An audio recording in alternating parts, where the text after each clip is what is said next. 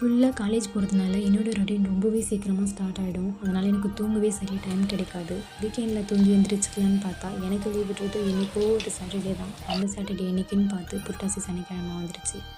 3வது சாட்டர்டே ரொம்ப ஸ்பெஷலுன்றதுனால இன்றைக்கி வீட்டில் பூஜை இருந்துச்சு. எவ்வளோ ட்ரை பண்ணியும் என்னால் 7 மணிக்கு மேலே தூங்கவே முடியல. தூங்கவும் விடலை. எந்திரிச்சு என்னுடைய வேலை எப்போவுமே வீடு துடைக்கிறது தான். அதையெல்லாம் பண்ணி முடிச்சுட்டு பின்னாடி போயிட்டு துளசி இலையும் வாழை இலையும் கட் பண்ணிட்டு வந்து கொடுத்தேன். அதுக்கப்புறம் வீட்டில் சாமியெல்லாம் கும்பிட்டோம். எப்போவுமே நாங்கள் மதியம் தான் சாமி கும்பிடுவோம். இன்றைக்கி அப்பாவுக்கு ஒர்க் இருந்ததுனால காலையில் சாமி கும்பிட்டு முடிச்சாச்சு. சாமி எல்லாம் போட்டுட்டு நானே அக்கா தம்பி எல்லாம் அம்மாவோட சேர்ந்து ஒரு அலப்பறை நடத்திக்கிட்டு இருந்தோம்.